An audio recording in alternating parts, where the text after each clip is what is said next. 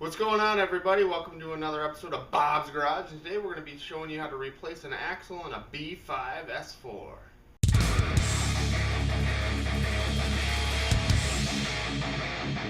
Alright, so just a little background info as to what's going on here. When I was doing my brake job in one of my previous episodes, I found out that I have a torn axle boot on the passenger side. And rather than trying to remove it, rebuild it, and then replace it, I came across a deal on a set of RAXLEs. RAXLEs are probably about one of the go-to or best known axles for B5s. And what they are, they're supposedly just rebuilt or beefed up OEM axles. I don't know much about them, so I'm going to try them out now. Like I said, I got a sweet deal on a used set of RAXLEs. What I figured out is I could just replace the side, keep my OEM one, and then rebuild it whenever I get time or whatever. So this car is my daily driver, so I need to get it on the road as soon as possible or whatever. I don't want to have a even more prolonged downtime as I'm trying to rebuild it.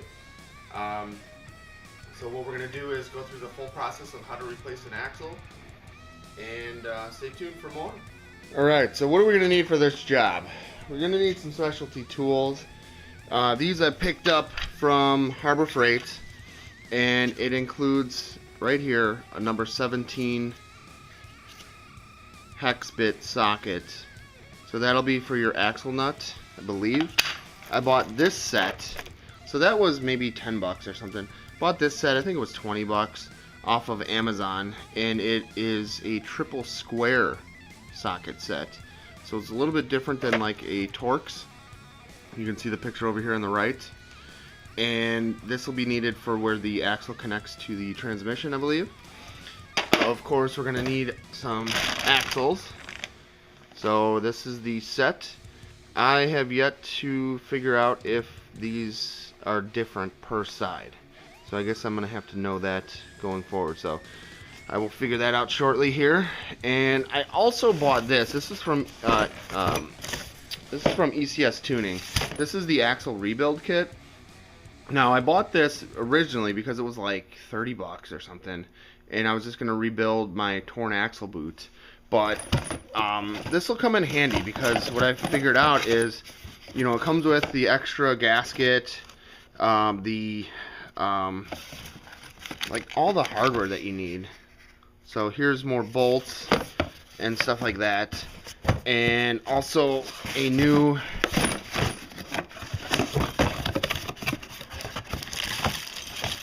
this is what we need, a new axle nut.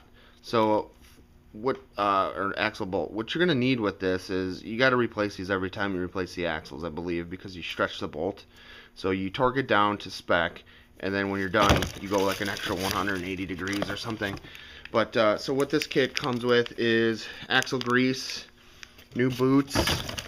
Oh, it does come with the clamps. So for both sides, and all new bolts.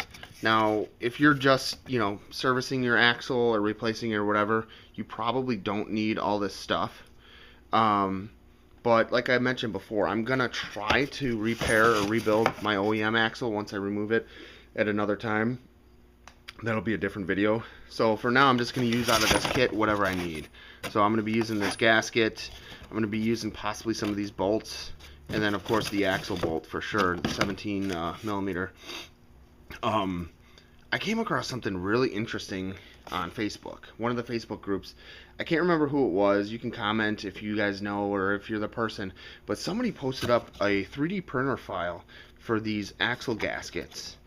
And apparently you can get a special type of material and 3D print gaskets. I never heard about this before. It might be something that I'll try exploring later. So these gaskets alone, I think, are like 5 or 10 or 15 bucks. And so you could basically print your own. Kind of cool. So that's all that you should need. It's pretty straightforward process. I've just never done this before, so it's going to take me a while to kind of figure it out. But let's get started. All right, let's dive in here. So before we bolt up or lift up the car or any of that, we need to crack loose our axle nut. It's right in the center here. And as I mentioned before, it's a 17 millimeter. Alright, so if you got one, use a 1/2 inch breaker bar. I don't have a breaker bar. I just have this ratchet, and I don't have an adapter for my 3/8 inch breaker bar. So, don't use a ratchet for this.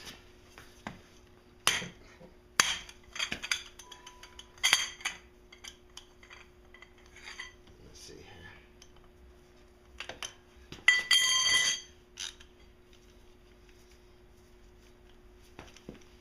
This might not even work with a ratchet, to be honest.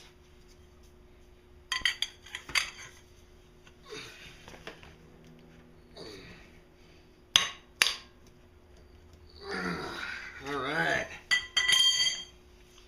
We're loose. Alright, and then next, before you jack up the car, go ahead and break your lug nuts free.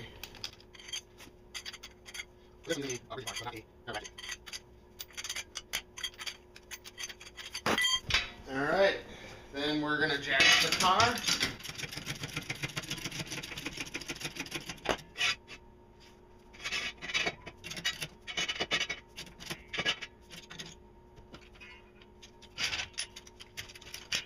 Alright, I didn't show it, but I also jacked up the driver's side and put it on a jack stand. So the entire front end of the car is off the ground. Next up, just pull the rest of your lug nuts out the rest of the way. And now we can pull our wheel off.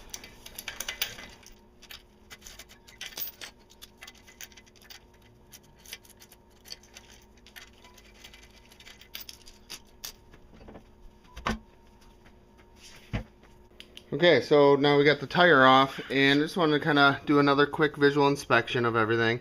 You can see I still have, these are my brand new brake pads and brand new rotor. Still looks pretty minty.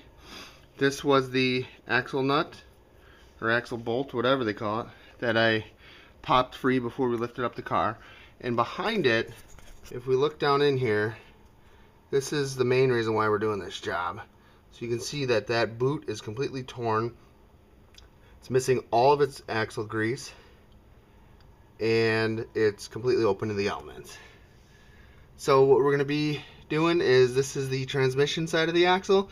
We have to unbolt it way over there, as well as push the axle out of this spindle here.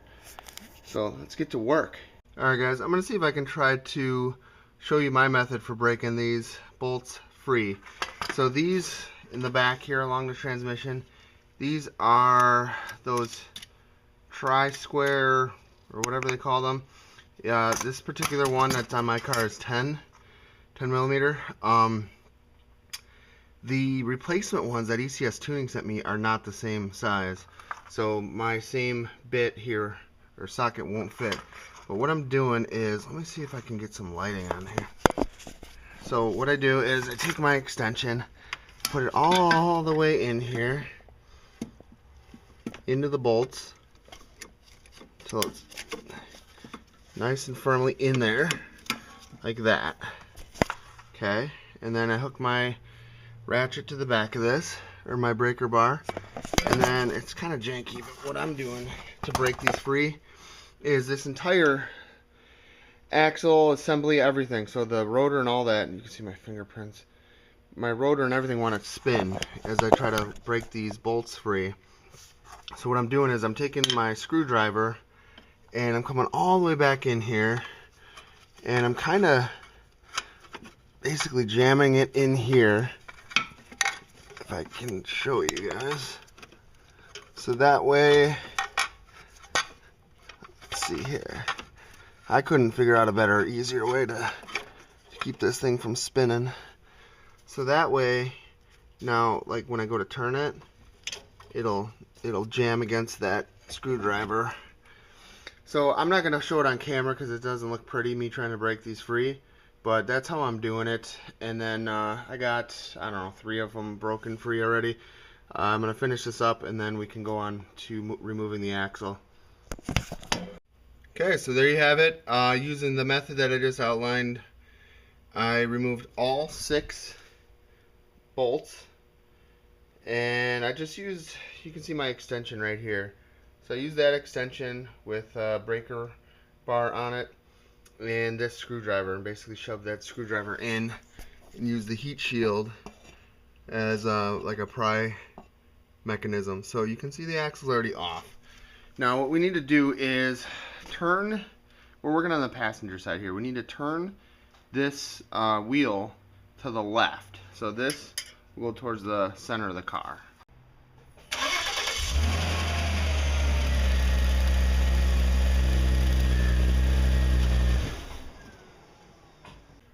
Alright, so now that we've turned the wheel, it's turned, we're working on the passenger side, it's turned all the way to the left.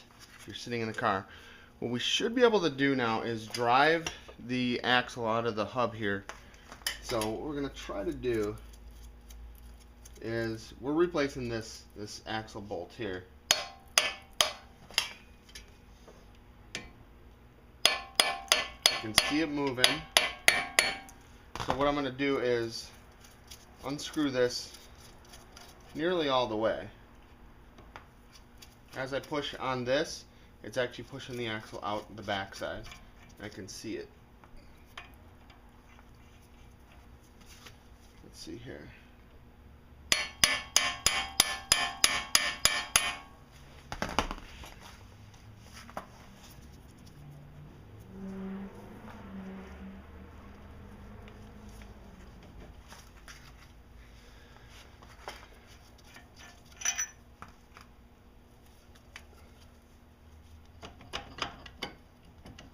Okay, not much left holding it in. We're just going to have to do a bunch of wiggling and it should pop free.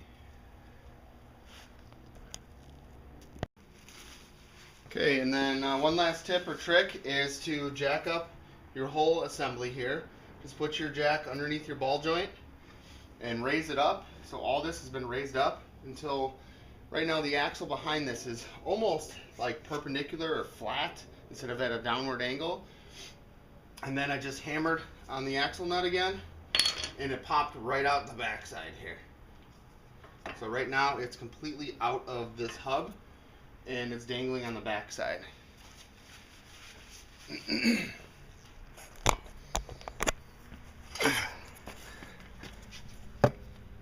So there it is. You can see it's all the way removed. I don't know how well you can see that. But yeah, so now we just gotta wiggle it to get it out of here. Okay, finally got this bastard popped out. So you can see it dangling here. It is back up in there still. Now, what I had to do, and I mentioned it before, but I had to jack this up. And I still could not get the damn thing out. So I had to jack it up like massive amounts. It was like shit was creaking. It sounded bad. But I needed like 1 millimeter of clearance to get this out. So there it is.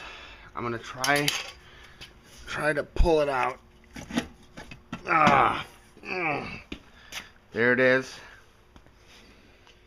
And because I have a torn boot, I got grease and crap everywhere. So that's how you remove it. That potentially could be the easy part. Next is getting the replacement back in. Look at this. What is this? What is that from? I don't think that was from me pulling it out. Wow. Huh. Car's got about 155,000 miles on it. This axle might be completely shot, to be honest. Looking at that, I don't know. Alright, we're going to throw this in a garbage bag and continue on. Okay, one more note. It's not going to show up on camera, but this axle has 8 D as in dog O, 407, 272, B as in Bob, C as in Charlie, and you can see really large it says J2BC. Alright, and here we are with the RAXLE. So, look at this bad boy. And if we look at the part number here, it says RAXLE's 8DO 407 272BC. And they even left me a note here. It says right. side. The driver's side does have a different part number. I don't know what the difference is off the top of my head. If you guys know, comment on this video what the difference is. If it's a little bit shorter, a little bit longer, I don't know. This thing looks beautiful. It looks freaking fantastic. Great shape. It was supposedly really low miles. Really clean. So what I'm gonna do is I think I'm just gonna stick this. I don't know. I thought that went on here, but it's not quite big enough, is it? Huh.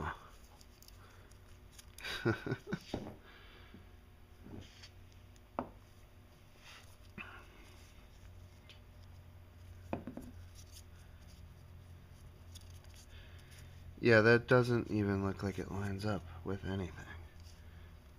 Huh. Hell, I don't know. But, so that's about it. Everything looks pretty clean in here. More or less. I don't know. I'm going to probably run a rag through there. And I'm just excited to get this replaced after seeing the damage on the old one, after pulling it out. So, let's get this party started. So I was trying to figure out what this gasket thing was for. So I pulled out the old one. It's here in the garbage bag. And this thing definitely would not fit on the old one. As well as I just showed you, it wouldn't fit on the new one. This must be some sort of jank piece that came with the ECS tuning rebuild kit. So this is that bullshit mount that goes by the transmission, I believe. I think so. Wow. So yeah, I don't think I would ever use this rebuild kit after seeing the quality of the stock axles. So as far as I can tell, my stock axle did not have any sort of gasket or anything like that. So I'm going to put this one on direct. This gasket that came with the rebuild kit accompanies this crap ass cheap metal boot housing whatever. So yeah, we'll just throw that back over here.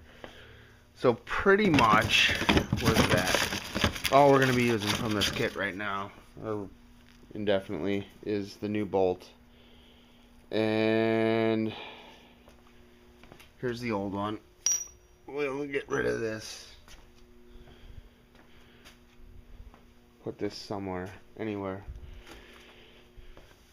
Sit right there. Okay, here's our new one. So, anyway, let's get at this going. Alright guys, so, just did a test fit of the new RAXLE, and, you know, it's not even close to clearing. So, pulled out the old one that I just removed, and I'm checking it out here. So, I already mentioned the part number on the old one. It actually does match exactly the part number listed on the RAXLE. But, you know, with everything relatively lined up here and straightened out, it looks like the RAXLE is longer. It's kind of hard to tell though. I think that this joint is like totally seized up on my old one. So no wonder why I was getting like vibrations and stuff. So, and I was asking the question earlier, like, well, what's the difference between the driver's and the passenger side for Tiptronic? So these are the two RAXLEs. They're pretty much lined up. And when I come over here, the driver's side looks like it's longer. So maybe about an inch, half an inch, I don't know, whatever. But I can't quite tell, but the new one looks longer than the one that I just removed. So I'm not exactly sure how to get this damn thing installed, the new one. But man, this old one is toast. Like, I cannot move this joint at all.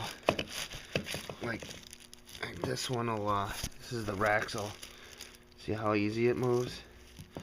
And how easy this one moves? This one definitely, this side definitely moves easily, but look at this. I'm pushing on it. Nothing. Oh, it goes a little bit that direction.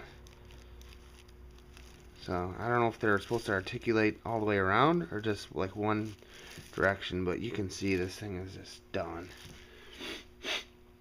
Okay, so jeez, what a pain in the ass. So when you read online, everyone just says, oh, they go in really easily, whatever, but never happens for me. So I'm going to wrestle with this thing, and I'll report back and let you know what my findings are. Alright guys, so before I spend too much more time messing around with trying to wrestle this axle into place, what I did was I used the power of the internet to my advantage. So I posted on Facebook, the B5 S4 group, and I said, what's the secret to getting these Tiptronic axles in place? And there's literally only like 2 guys that I know that do or work on Tiptronic cars anymore. So William, he told me that what he ended up doing with his was undoing his pinch bolt so he could undo his upper control arms and then swing everything down to get enough room. So that's what I'm working on now. I was going to go pick up some MAP gas to heat it up and all that, but I think I did my passenger side pinch bolt back when I went stage 2. I don't even remember, but I must have, because it's actually coming free or coming loose. So I put a wrench on this side. This is a, what is it, a 5/8 inch wrench. It needs to be probably metric, but it's working for what I need.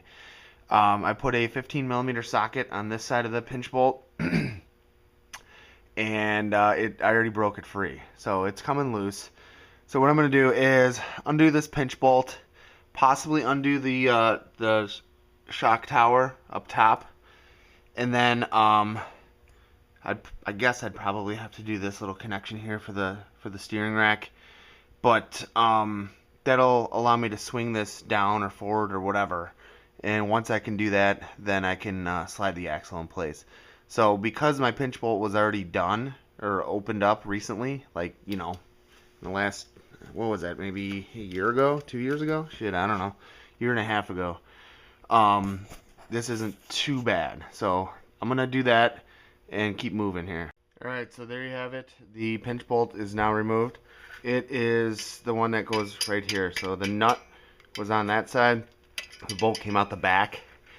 If you're removing yours for the first time, you're going to have to get something called MAP gas, M-A-P-P. It burns much hotter than propane, and you basically heat up this whole area here until it's red hot, and then you should be able to crack it free. So what I did next was moving over to the steering area. I just popped off the nut right there, and I'm going to try to hammer this off here.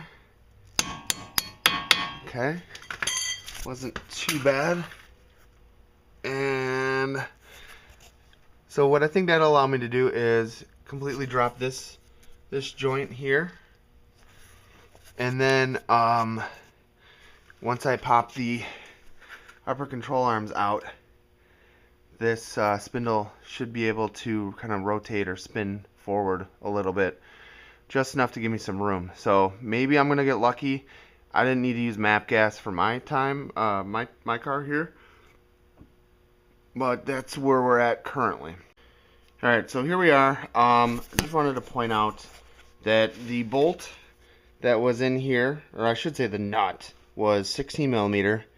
So I took the nut off, and then I just used just something that I found. This little thing here, kind of like a punch. I used it as a punch. So I put it on the bolt that was in here. I put this on the front of it and then hammered that bolt out. So that is that longer bolt right there, and that's the nut for it. And then this guy down here is 13mm. That was on the top of the steering rack joint, or fucking whatever that shit's called. I don't even know. So what I need to do is possibly pop that loose. I don't know, I might not have needed to do that, so we'll see. But then using my little punch tool, I put it here and started driving the control arms up, and they're already moving, but I didn't completely release them. What I got to do is I still got to lower my jack down. So I unbolted all this with it still like under load. So I'm going to lower the jack and then pop those control arms out. Alright, here we are, and this is the latest. Now, I did lower down the jack and lower down all the suspension, took the load off of it, and I was able to drive the control arms up and out of the spindle here. Everything's pretty loose and clean and nice. So I think it's because I had ripped all this apart previously. I don't even remember. I'd have to look back at my old videos. So as soon as I popped those free, this thing kind of spun out on its own. And the only thing now connected to it still is this steering rack setup here. So everything kind of creaked and moaned underneath here, but it's now, let's see here, it's a lot more free now. So that might be enough to make it. I'm gonna see. I might have to still pop this free. I don't know if I want to do that right now or not. Now, so you can see these are the holes that the control arms go into. The problem I already foresee is I don't think I'm going to be able to spin this back so that it'll line up with those control arms. But here's a thought. Right now, this thing is more or less like facing straight. And what I had done was I had turned the wheel all the way to the left. So it was under a little bit of a load because of that. So when I popped it free, it kind of went to this state, which is more of a straight setup. So having said that, we're going to see. I might end up having to undo the top of the strut tower. So that way that swings free, and then I can swing it down and out and line it up with these holes. But no map gas needed yet. So now I think what I can do is get my jack out of the way and try to get that axle into the hub now. All right. Oh, thanks for joining us, everybody. See you out there. All right. So now I am going to try to wiggle and wrestle the new axle in here. Oop.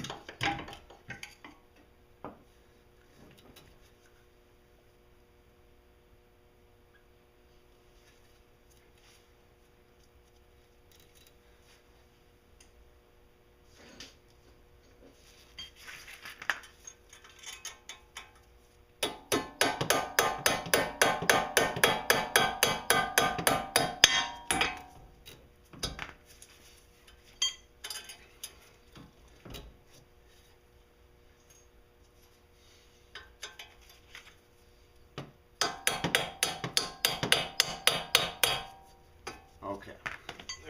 Okay. Alright, now we should have quite a bit of room. Let's see here.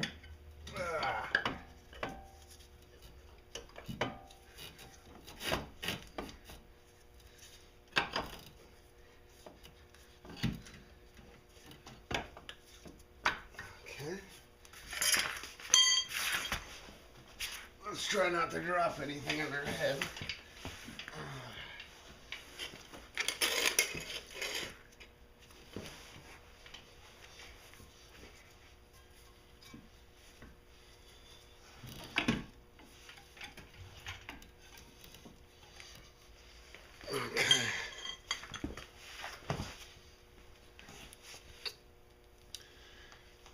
thinking is I'm gonna try to jack this up again.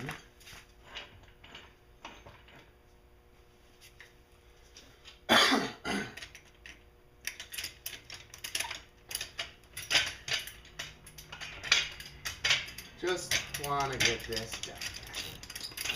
Yeah.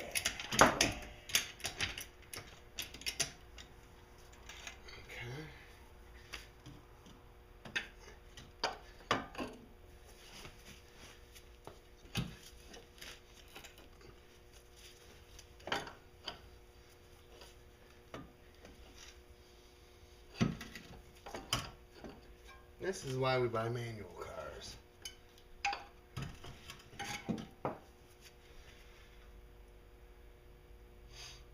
The only other option that I have, if I can't get this wrestled in there, is to unbolt the strut tower all the way up top, and then everything will swing down even further. It's only 3 bolts, so I might do that next, but let me keep trying here. Alright guys, I'm spending way too much time messing around with this shit, so we're just going to unbolt the top of the strut tower. 3 bolts. There's one underneath here, 2, and 3. So we're gonna take those off. I think they're like 16 millimeter. Alright guys, so here's an update. I'm like getting so excited that I'm not even videoing anymore. So I did release those 3 bolts. That allowed this to drop down just a little bit more. I don't know, it doesn't make sense to me, but it was just enough to get the damn axle into place. Listen to what everyone else is saying and all that. My results seem to differ from other people's versus what other people say, so everyone seems to be doing something different here. Just be careful when you drop this strut tower and everything that you don't put too much pressure on your ABS sensor and your brake lines. So like everything can kind of hang from those. So all I can say is once I released that strut tower, I did not have this jacked up at all. It was just down, and I was able to turn it and wiggle it or whatever just to get the axle in. So I haven't bolted, let me see here, I haven't bolted it up yet back there, but I did put a few turns on the axle nut so that way it doesn't pop out as I'm putting everything else back together. So after I got the axle slid in here on the hub, then I just popped in the turning shit here, the turning linkage. So I popped that in just to keep it from flopping, and now I'm tightening these back up. Okay, so now it just becomes a game of trying to get the upper control arms back into the pinch bolt area. What I did do is I started the car up and I turned the wheels straight. So by doing that, that moved this steering arm in more, which turned the whole knuckle and everything just a little bit to get it closer to lining up. I'm trying to play with raising this hub up and down just enough so it'll reach the upper control arms, but then not provide like any tension to bind it or anything like that. So I think I got them pretty close to going in. I just need to get them pushed in the rest of the way. So for that, I'm going to try just using not a lot of force, just a little C-clamp. I'm going to try putting this up here and just draw it together. Alright bitches, so there's more than one way to skin a cat, but the little clamp wasn't doing a damn thing. So I just got a couple bigger ones and use clamps to push the upper control arms right in there. Now what I'm going to try to do, I can't quite see, but I think it's in far enough. You need to make sure that your upper control arms are down so that that little channel or groove basically lines up with this hole. So now we're going to take our pinch bolt, feed it in here, and it might need a little bit of persuasion. You can see it sticking out there. There it is. And then we're going to put the nut on the front side of it. Alright, there you have it. The pinch bolt is back in with the nut on. It's just kind of hand tight right now. I believe the secret for these pinch bolts is they have to be tightened when the car's on its wheels or on a load or something like that. So I'm going to double check that. But yeah, what I'm gonna have to do is look up all the torque specs and everything for all this stuff. So now we can remove our C clamps, and then I just gotta put in the pinch bolt for the steering. That is this bolt here, and the flat side, well, it moved, but the flat side's gonna go towards the front of the car. And let's see here. Yep. And mine was pushed in from the back like that, and then the nut was over that. And before I tighten that up, I'm also going to be adding the bolt that keeps it held in here. I'm not sure why there's two bolts, like a pinch bolt and this securing bolt. The only thing I can think is just so it doesn't fall out and you lose your steering or your wheel goes flopping. It's like a double safety thing. So let's go ahead and remove these clamps and look up all the torque specs for everything.